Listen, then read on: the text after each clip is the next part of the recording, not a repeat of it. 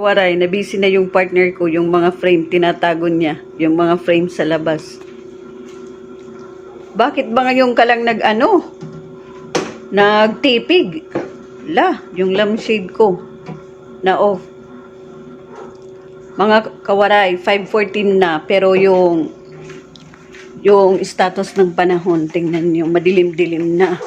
Tapos, madilim na, tapos may hangin na. Yung ulan pa bugso-bugso lang. Pero yung partner ko, ngayon lang siya nagtipig. Ngayon lang siya nanhipos ng mga gamit namin dito sa labas, yung mga halaman ko. Very good, Robert, go. Oh, saan mo yan idadalhin? Dito lang sa gilid. Lalagay niyo sa gilid. Nakatago siya. Sana naman, Lord, wag naman sana magmalakas yung hangin. Yung mga halaman namin na welcome plant, inano niya dito sa baba.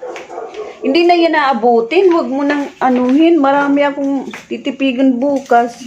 Yung welcome plant ko, nilagay na niya dyan. Tapos yung mga abubot ko dito, nilagay niya sa loob. Ano abubot? Mga abubot, yung mga display. 5:15 pa lang, pero madilim na po. Nagbabadya na si Bagyong Pino. Tingnan nyo. Nanihipos na yatak mga tanong. Ba't ngayon ka lang na-busy? Kanina hindi. Kanina ako yung ng mga ibang halaman namin. Hindi naman yan Hindi rin marutong ba? Dapat yung nakasandig ini. Hindi yan na welcome plant. Hindi rin nakasandig. Importante kasi hindi masira yung welcome plant namin dahil nilalagay namin ito sa front. Ito nagwe-welcome sa amin.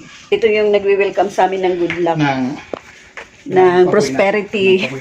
Oo, ng pabuinas, ng good luck.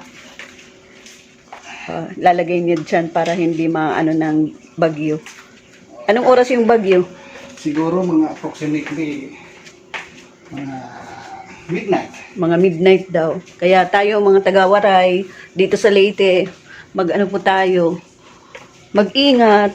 Tapos kung may time pa, yung mga ibang gamit nyo, idalhin nyo sa loob. Gaya ng mga importanteng halaman, like itong welcome plant. Dahil ito yung good luck namin, nilalagay namin ito dito sa Shopping, wala na ngayon.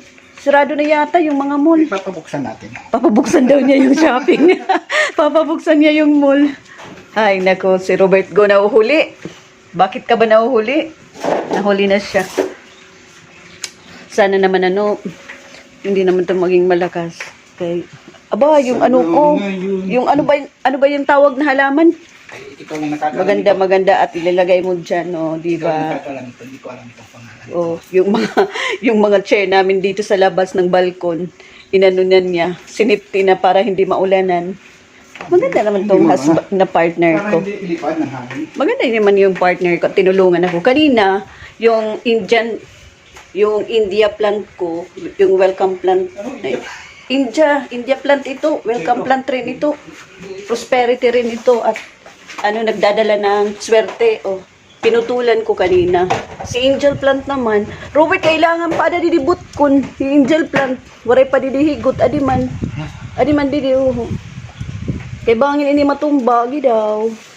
Kasi hindi ito pwedeng Ako to dito. masira yung angel plant namin. Yung angel plant namin kasi, walang humpay na pagbubulaklak. Yung nilalagay namin na flower sa altar namin, itong si angel plant. Kaya hindi ito pwedeng masira o mamatay. Tapos yung tapat namin, kanina, binawasan ko na yung malunggay. Tingnan nyo guys. 5:20 na po ng hapon. Ito na po yung sitwasyon dito sa Tacloban. Sa may GB Homes po kami.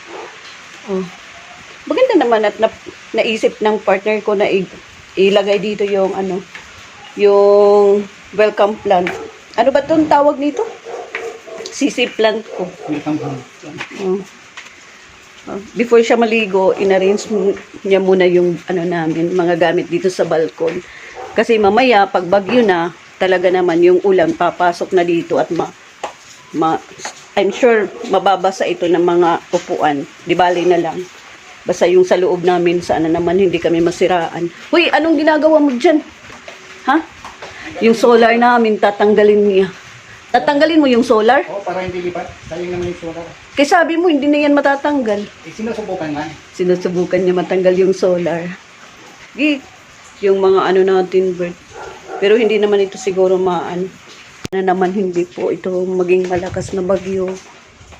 Kasi baka masira yung ano namin, yung gutter.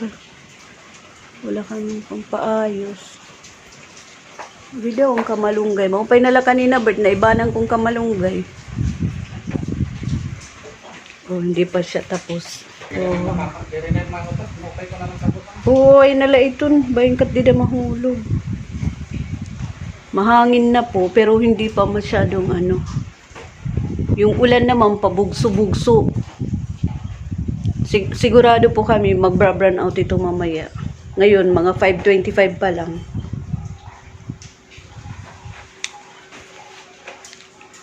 Yung mga upuan dito sa balkon namin, inanunan niya. Inayos niya para hindi masyadong mabasa.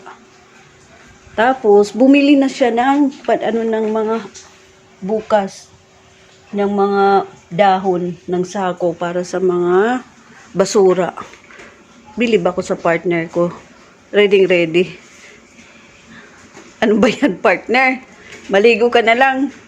Yung pamilya ko naman sa Palaleyte, nagputol na po sila ng kahoy para mamayang pagbagyo, hindi na masyado pong matatamaan yung mga bahay nila. Nakakatawa. Thanks for watching. God bless everyone. Ingat po tayong lahat, taga Leyte, sa paparating na bagyo, si Bagyong Tino. Madamong salamat.